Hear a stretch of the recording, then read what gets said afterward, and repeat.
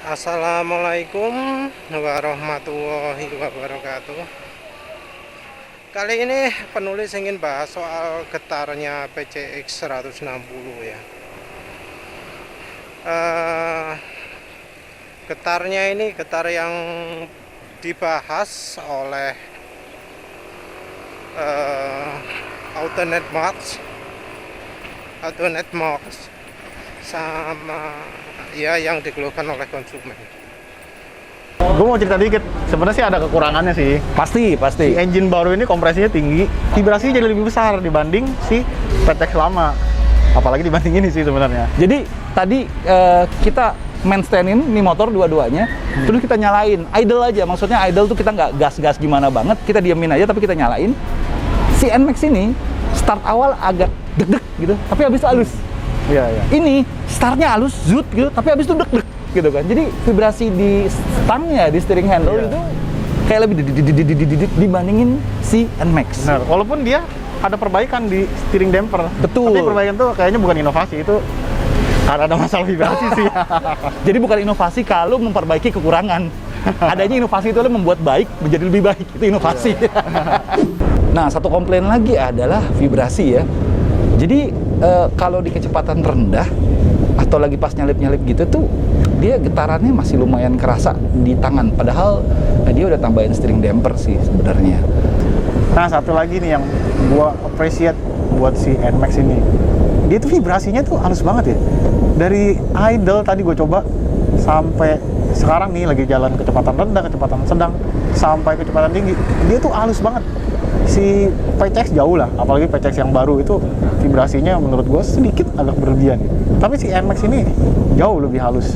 Dan ini menyenangkan menurut gue buat jalan jauh, jadi nggak capek, dan gue kayaknya sih nggak kesemutan sih kalau bawa kayak gitu.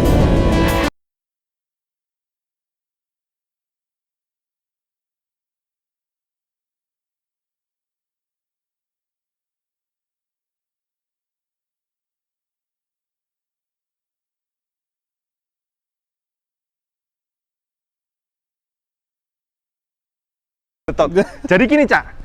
Ini PCX menipu. Pertama dari apa ya? Sejak awal tadi ketika kita belum ngedrak, dalam hati gini, PCX pasti kalah nih. Karena respon ketika engine digas tuh nggak segala krok, ini kan krok gitu kan. Kalau ini ya ini mah kagak kenceng gitu.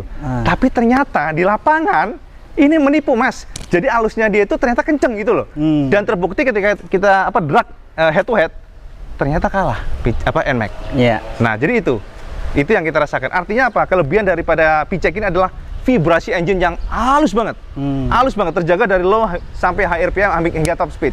Jadi dari Autonet Max itu kan nyebut bahwa PCX 160 itu ternyata lebih getar daripada PCX 150, lebih getar daripada NMAX. Katanya malah jauh kalau dibanding NMAX. NMAX itu katanya mesinnya halus.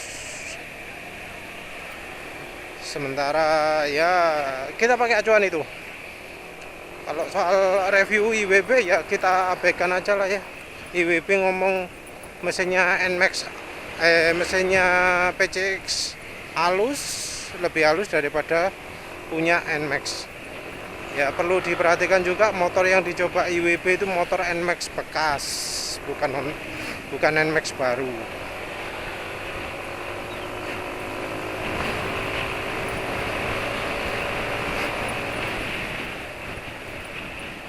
Nah,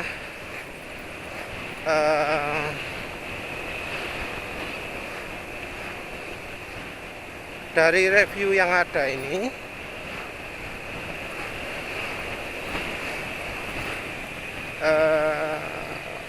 dari yang mengeluh getar, dari yang mengeluh getar ini ada dua macam.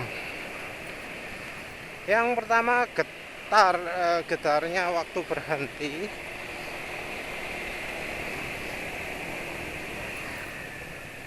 Getarnya banget, apalagi kalau dipakai boncengan getarnya keras. Yang satu lagi adalah getar yang waktu jalan juga tetap getar.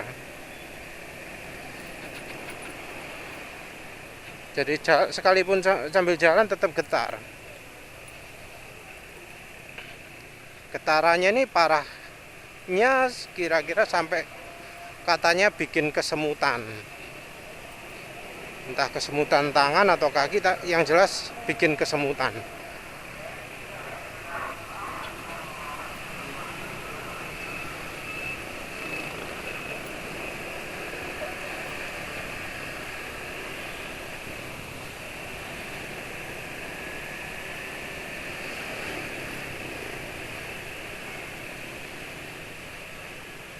Nah, penulis ini ingin cari sebenarnya apa sih penyebabnya. Kan unik ya, getar begitu dipakai boncengan bisa makin parah getarannya. Penulis anggap ini masalah beneran karena yang mengeluh banyak. Ada 6 atau 7 orang itu kan udah lumayan banyak ya untuk sebuah grup nih ya. Sudah cukup banyak lah ya.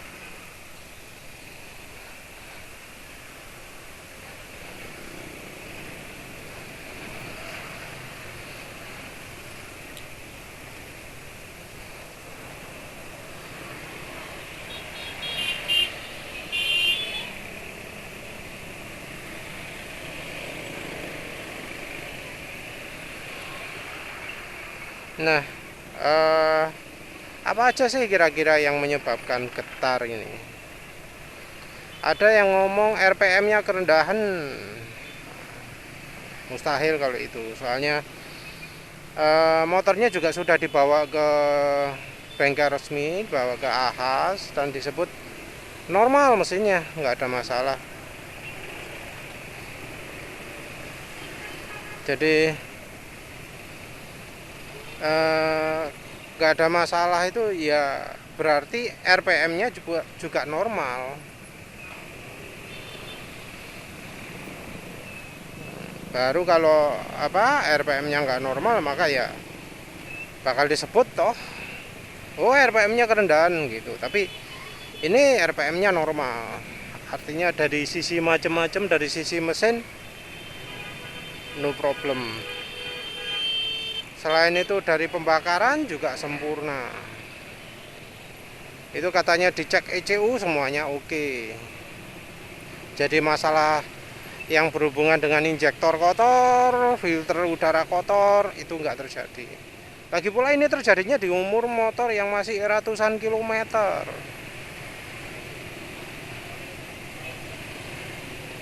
Macam-macam, ada yang 72, ada yang berapa ratus gitu ya.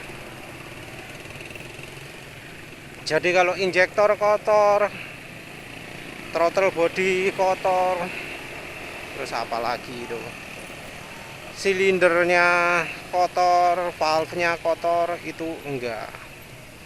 Filter udara kotor ya mestinya juga enggak, wong umurnya masih baru ratusan kilometer.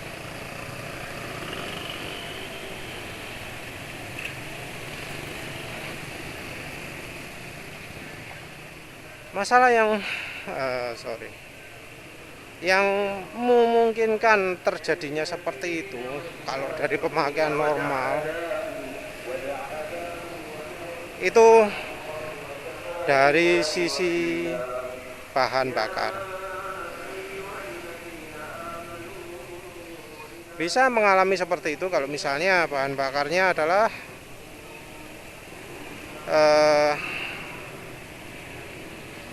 Pertalite ya, ada kemungkinan seperti itu. Jadi kan Pertalite itu pembakarannya oktanya kecil, sementara Honda PCX 160 itu kompresinya 12. Memang Honda itu ngomong aman pakai Pertalite, bisa pakai Pertalite. Tapi ya yang namanya getaran berlebihan kan termasuk kategori aman karena mesinnya masih nyala, masih fungsi, masih gerak. Motornya masih bisa jalan. Itu dianggap normal kan oleh oleh Honda. Ya bahkan dari teknisi Honda pun ngomong getaran itu termasuk normal. Ya berarti ya jangan kaget kalau pas nanti beli motor Honda PCX 160 dapat motor yang getar. Kalau dapat yang nggak getar ya syukur, kalau dapat yang getar jangan kaget. Itu normal. Kalau menurut omongannya bengkel ya, normal.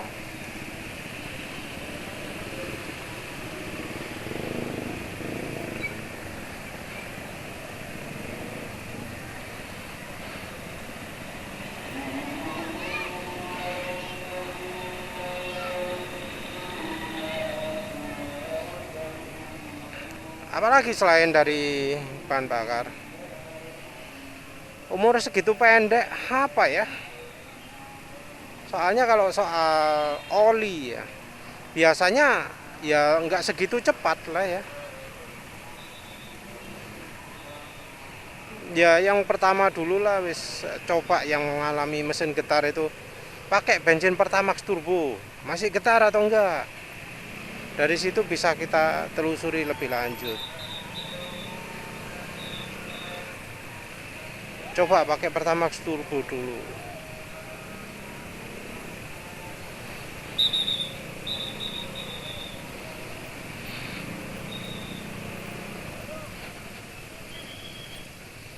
Setelah Pertamax turbo, kalau dari sisi oli harusnya enggak, tapi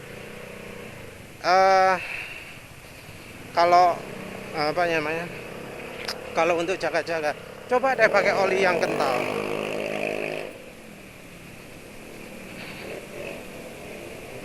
Pakai oli yang kental. Jadi kalau NMAX ini misalnya ya penulis kan pakai oli belakangnya 50. Kalau di PCX ya cobalah yang pakai belakangnya 40.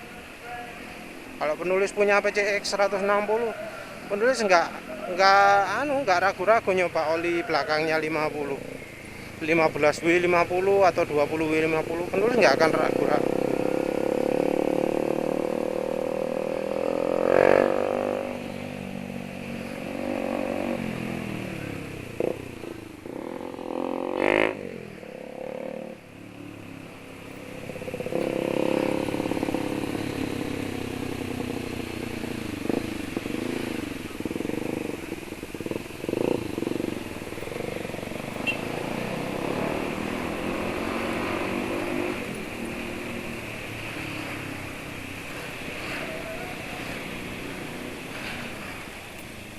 Oli yang terlalu encer itu ya bisa membuat gerakan mesin lebih bebas karena ya lebih longgar kan.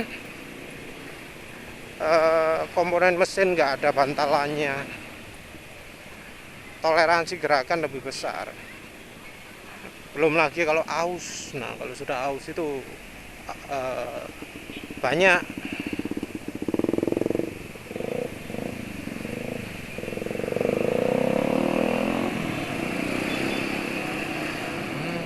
Karena kalau sudah haus itu biasanya bearingnya oplak. Kalau bearingnya oplak ya oplak.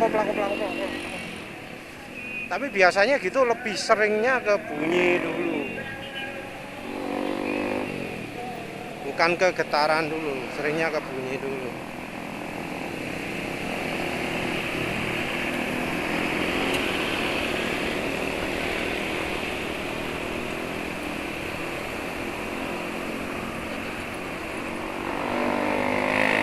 Yang lebih memungkinkan itu adalah dari sisi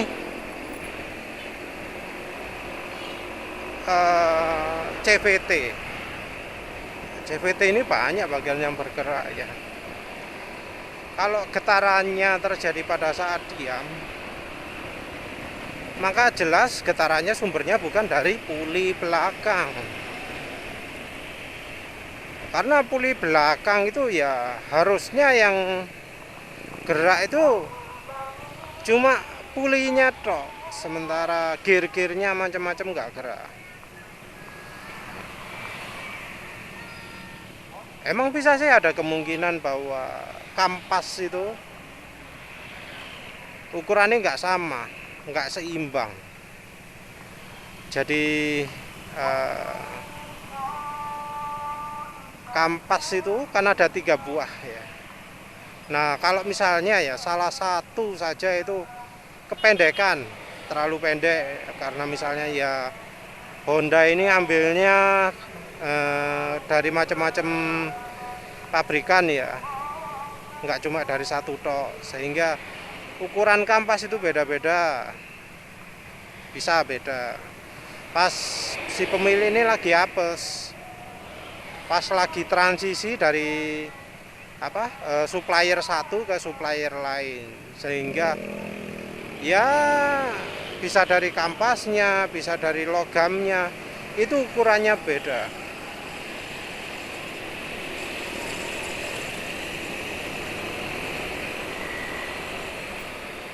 Nah, kalau ukurannya beda kan, ya yang 3 sama, yang satu sendiri beda kan, jadi nggak imbang. Apalagi yang 2 itu ringan, 1 berat, no wes, makin nggak imbang, getarannya makin gede.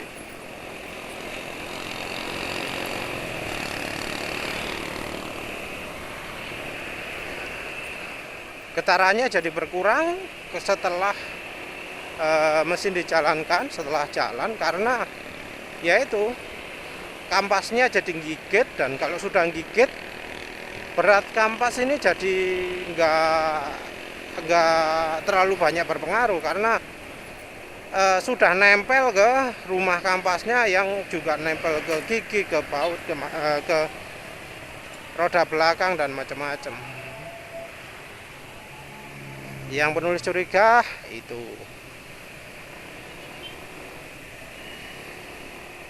Kalau dari pulinya, masa iya sih.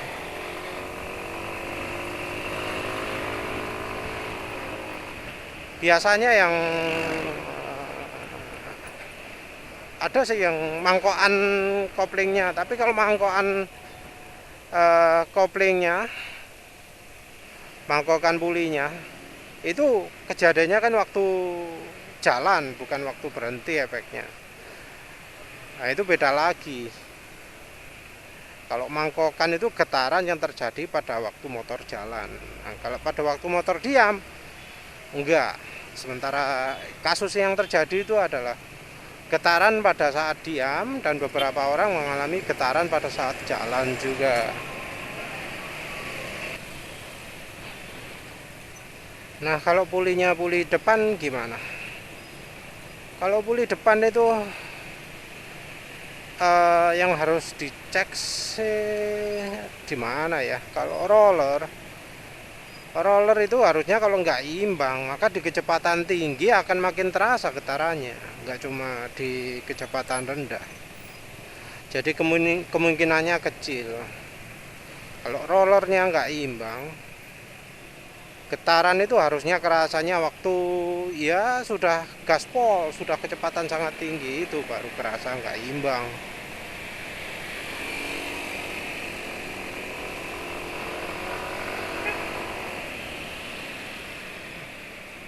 Kalau misalnya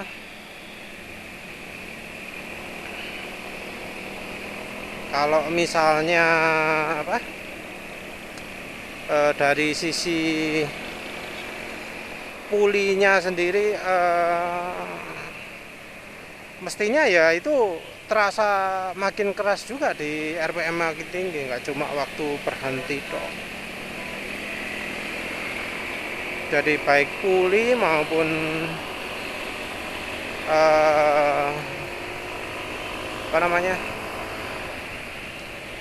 rollernya itu kalau nggak imbang, maka harusnya di kecepatan tinggi juga terasa. Yang lebih mungkin itu apa? Oblak pada bagian asnya, as puli depan lah. Kalau puli belakang entah ya. Tapi mestinya yang lebih banyak pengaruhnya adalah as puli depan. Mengapa? karena ya penulis pernah ngerasakan motor Suzuki Spin penulis itu jarang dirawat CVT-nya, jarang dilumasi. Ya nggak tahu, soalnya nggak ada yang ngasih tahu. Jadi harusnya itu CVT itu dilumasi kan tiap ya 10.000 tiap 15.000 kilometer sekali. Nah, penulis nggak tahu. Akhirnya apa? Oblak puli depannya. Klotak-klotak. Keras klotak-klotake. Pada waktu mesin idle itu klotak-klotak dan getar juga, walau nggak banyak sih ya. Nah, tapi kalau sudah jalan halus.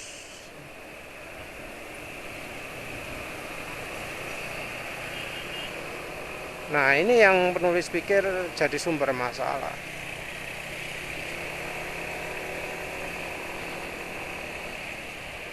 Apa ada bagian lain yang kena juga? Ada. Tapi biasanya penyakitnya beda. Biasanya lebih ke suara kalau yang satu ini, yaitu apa? Di bagian magnetnya dari kipasnya, terus dari kipas ini hubungannya ke rumah magnet. Ya pokoknya housing itulah. Bagian itu yang kocak, ada yang lodok, oblak atau apalah, itu yang harus diperiksa. Nah, itu sumbernya. Nah, apa yang terjadi kalau sebenarnya normalnya seperti itu? Bisa jadi kan normalnya seperti itu, tapi terjadi sesuatu sehingga jadi tersalurkan ke bodi motor. Jadi kerasa, padahal harusnya nggak kerasa. Nah, apa yang harus dicek? Yang harus dicek adalah engine mounting.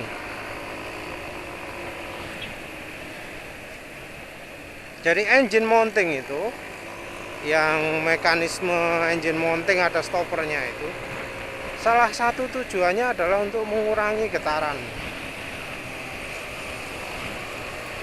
Jadi engine mounting yang bergerak bebas ini fungsi salah satunya adalah membuat getaran makin berkurang. Wah, jalan ya.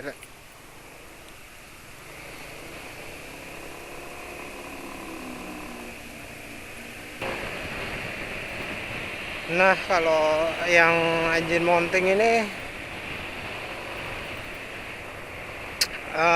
untuk ketahuinya ya susah ya, harus diperiksa. Yang perlu dicoba itu adalah coba diganjal dulu ya, diganjal. Jadi kalau PCX 160 itu ganjalnya ada posisinya di bawah bagasi, di atasnya radiator kayaknya. Saya nggak kelihatan ya. Mestinya mengadu apa, ada logam yang diadu dengan rangka.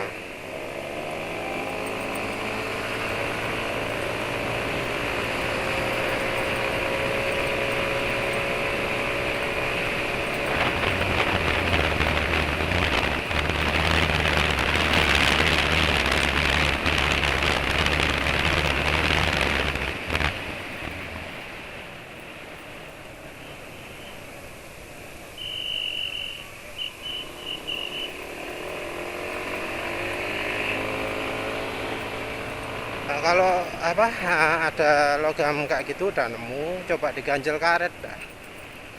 Juga perhatikan apakah ada bagian karet yang hilang.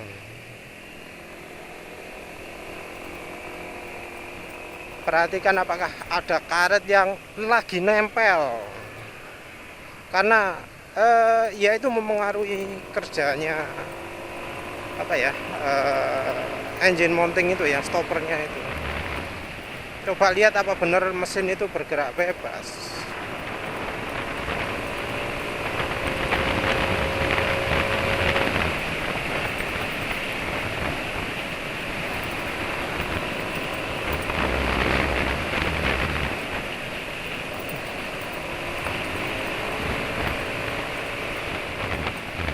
kayaknya ya wis lah itu aja ya. Penulis nggak punya ide lagi, apalagi yang kira-kira bisa menyebabkan PCX 160 getar keras pada waktu berhenti. Yang ya sebaiknya dicek gitu. Indikasinya sih ya kalau diam getar banget, kalau jalan no problem. Itu masalahnya spesial itu.